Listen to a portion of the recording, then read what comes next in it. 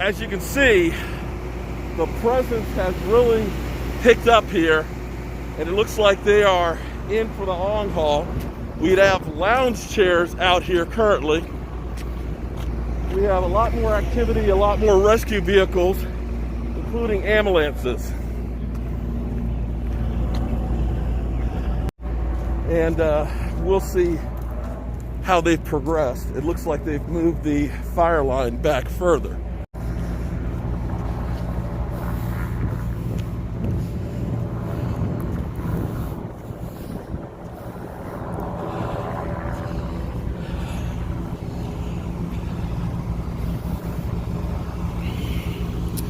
We have a lot of activity still, a lot of vehicles, and we still have the fire. And now we have the news crew here. We have quite a few news crews here now.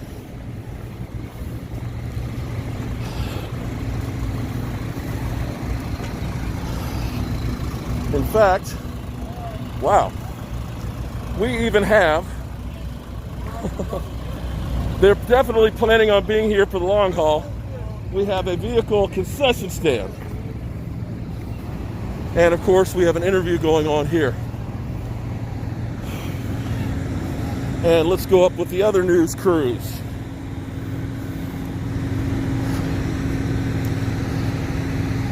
Okay. So they are inside of the fire code. And we can see how much has gone on here. See all the activities. They're doing exactly what I was doing before. And boom, shakalaka. So when you see this in the news, remember, Jobu Sports was on the scene before anybody else was. All right, guys, I'm over here back on the scene. We were here originally about 5 minutes after the explosion happened, and now you can see we've got all kinds of the news, of course, that are all here checking out the fire. Let me give you exactly what we know at this current time, okay? Approximately, let me look at my watch because I can tell you, approximately around 1 o'clock, explosion happened. The interesting thing was there were fire trucks that went down in a neighborhood over here, and what the assumption is, and this is my conjecture, I'm not saying for sure what happened. I think if you notice, you'll see over here, you'll see 2 excavators that are actually inside there that are burning. I think they hit the gas line, the gas started going through, they called the emergency personnel because some of the personnel actually went down through our neighborhood before the explosion. A few minutes later, boom, we heard all that explosion, came out, the fire trucks that were down that street came back up along with other ones that were coming down through here. We proceeded to come on up through here. This is, of course, before they ended up putting in all the fire lines and things like that. And what they're currently doing, here again, what we know. From earlier, they've been spraying the tree over here because they've been concerned, of course, that the fire ends up catching it on fire as well. We now see that they put something. We didn't notice this before. It looks like we got something over here on the side, another truck that's actually burning. From this vantage point, we couldn't see it before with the flames. So we've got the truck over here that is helping to block some of that. You can actually feel the heat from where we're standing right now. What they're working on currently is they're going to cut off the gas because you can't just put out the fire. What they're trying to do is maintain the fire, but allow the gas to continue to burn away cleanly. If they get the gas stopped, the fire stopped, and the gas is still going, you're risking another explosion, which could be bigger. Now, the other point of interest is the house that's actually over here. From time to time, you'll actually see them spraying and hosing it down because they're worried about the heat melting the siding and causing damage to that and having another possible fire. What I've learned is the family that lives right there is actually out on vacation. We saw a gentleman that came through and said, hey, they're not home. Don't anybody go there and rob them. But don't go over there. I mean, let them know nobody's home. Take care of the house as much as possible. Hopefully the heat, and I mean, you can literally feel the heat as I'm standing right here. Now, the way they're going to attack this is currently, sorry about that, this is broke-ass media covering here, and we are actually the cameraman We are the reporter. We carry all the stuff over here, and we have to actually do the investigations as well. Unfortunately, I forgot to bring my Bluetooth microphone, so sorry the sound quality is bad, but shout out to my man Martin, who will say this is what is known as doing it guerrilla style. That's right, we're out in the bush trying to get you the news on here. And as you can see, it looks like the fire is kind of going down. They may be finally getting the gas mains turned off. They were going to be going in different locations and digging. Basically, we had them over here digging in one spot. They were digging over here in one spot, and they said in several different locations they have to dig up to go ahead and get the gas shut off. And it looks like we are on the tail end of this saga. Yeah. But you can still see the heat. And actually, it's kind of gotten colder out here right now. Let's see if we can bring you up a little closer here for a better look. Yeah, again, cameraman and reporter.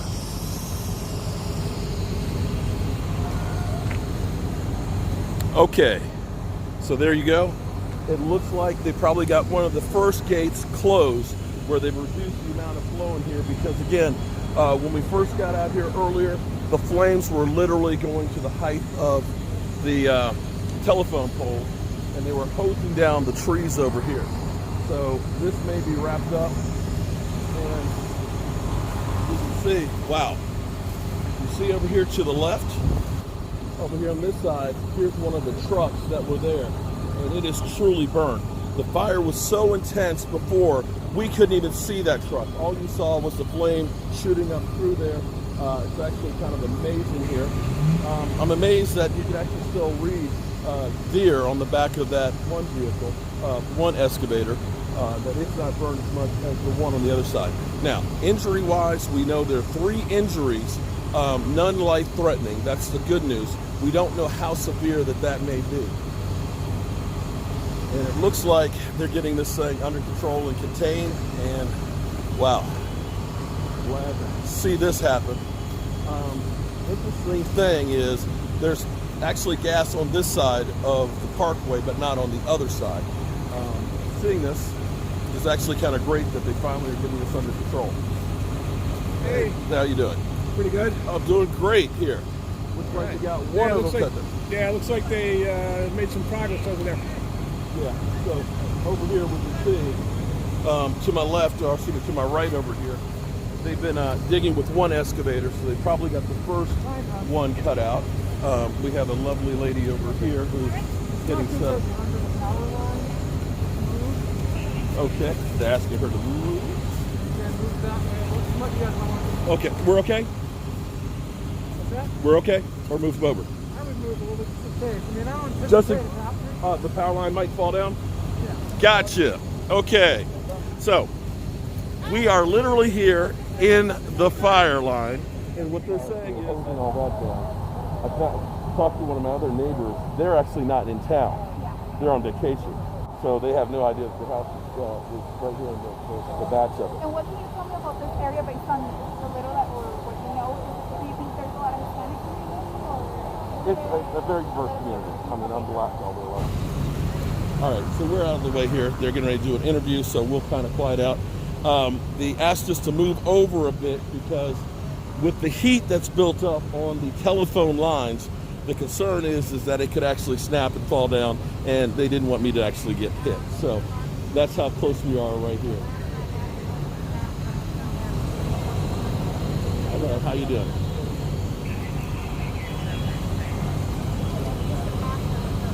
And so we have channel 44, and we have this lovely lady here. Okay.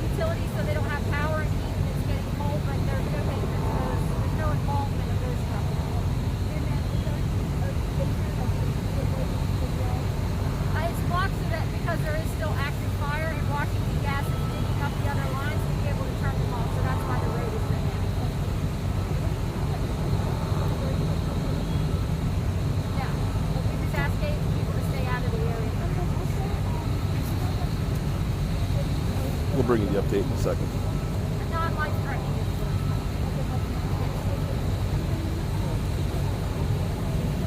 No, we'll have to wait for the fire to go out and then Washington Gas can do their investigation.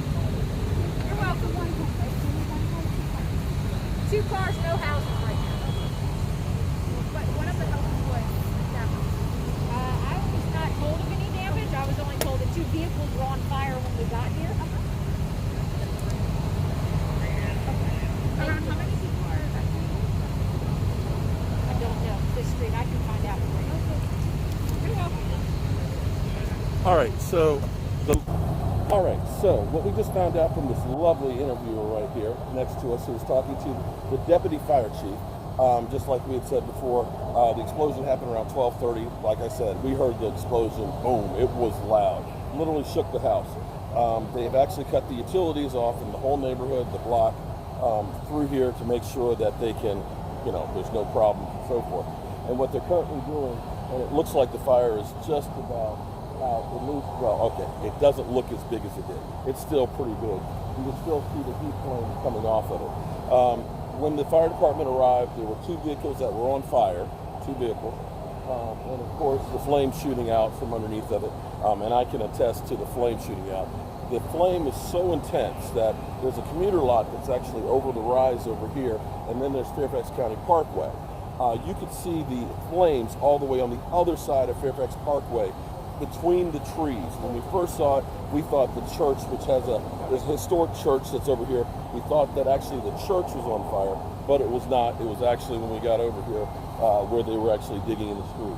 So currently they are digging up the pipeline in a couple of different locations so that way they can turn it off. Once they get the fire off, then they will go through and proceed to let the gas company do their investigation of what happened and so forth. And so, as you can see, got more reporters, and at the moment I've seen about 5 cameramen out here. Now here's what's really kind of cool. Being in a situation like this one, the amount of fire personnel that are actually here. They have like a command center that's set up over the commuter lot over there. They've got lounge chairs that are out there for them. They also have a Fairfax County food truck. That's right, it's a food truck. And so the firefighters, when they're not busy, they can get their eat on and things. So that's what we have reporting here live from what remains of the gas fire. I'm Mark Holmes, and you've been seeing this live on Joe B Sports. Peace. Catching a fire through hosing all that down. I talked to one of my other neighbors. They're actually not in town. They're on vacation. So they have no idea that the house is right here in the batch of it. And what can you tell me about this area based on the little that or what you know? Do you think there's a lot of Hispanic community? Or It's a very diverse community. I mean, I'm black, although I mean it's Hispanic, but black, Asian, Hispanic. I mean, it's a really, really diverse community.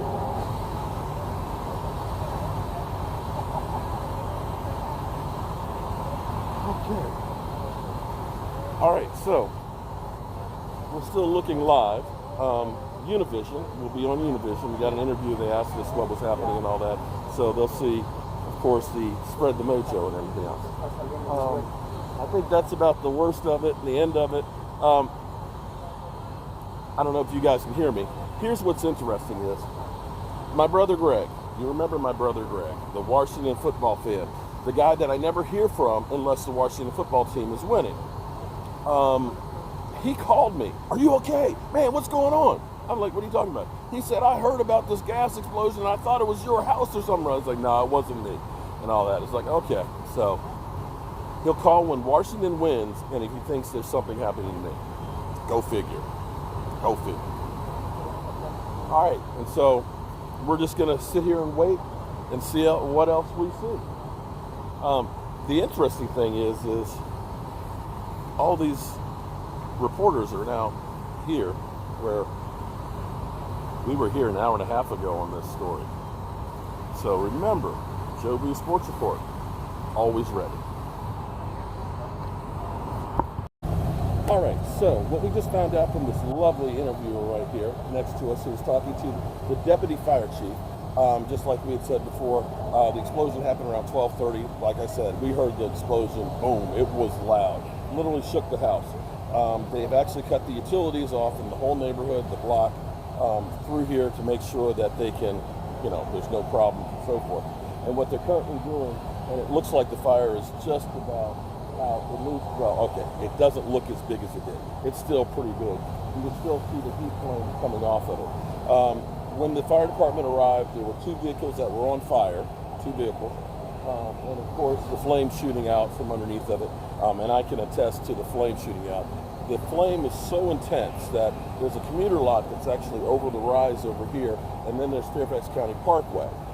You could see the flames all the way on the other side of Fairfax Parkway between the trees. When we first saw it, we thought the church, which there's a historic church that's over here, we thought that actually the church was on fire, but it was not. It was actually when we got over here where they were actually digging in the street. So currently they are digging up the pipeline in a couple of different locations so that way they can turn it off. Once they get the fire off, then they will go through and proceed to let the gas company do their investigation of what happened and so forth. And so, as you can see, we got more reporters, and at the moment I've seen about 5 cameramen out here. Now here's what's really kind of cool. Being in a situation like this one, the amount of fire personnel that are actually here. They have like a command center that's set up over the commuter lot over there. They've got lounge chairs that are out there for them. They also have a Fairfax County food truck. That's right, it's a food truck. And so the firefighters, when they're not busy, they can get their eat on and things. So that's what we have reporting here live from what remains of the gas fire. I'm Mark Holmes, and you've been seeing this live on Joe Blue Sports. Peace. Okay, so a little bit more information of how they're actually putting this fire out. Well, I was actually amazed because when we had everything in full-blown fire mode that was going off, they ended up bringing out the small excavator, and I'm like, they're not putting it out with that, but actually they were. And what they did, they actually went through here and they dug into it, finding the gas line, and they ended up cutting that section off right there. Now, what we're told is that this, of course, feeds several different locations, and so they have to go through a couple of different spots to get the gas turned off completely. Once they got into this one right here, they were able to kind of get the fire itself down quite a bit more. Let's stroll down over here and see if we can see a different vantage point for the fire itself. And you can see how big a hole that they actually must have made over here because of the size of the ladder. Now, the fire is still going on over here, so there's still other spots that they have to go through to get it turned off completely. Once they get it turned off completely, they'll be able to let it cool down, of course, putting plenty of water on there. They'll be able to do an investigation and then do a repair.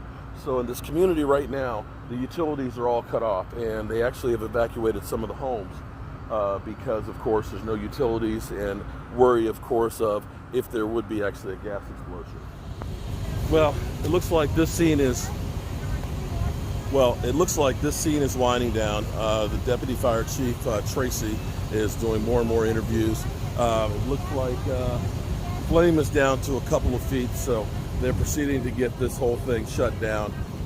Fortunately, unfortunately, there were 3 injuries. We're told non-life threatening. We'll find out more on this later on. I appreciate you guys checking the story out, and make sure you guys like, subscribe to the Joe Blue Sports Report, and if you watch Univision, check out Joe Blue Sports Report being interviewed on Telemundo. I'm Mark Holmes. I'll see you soon.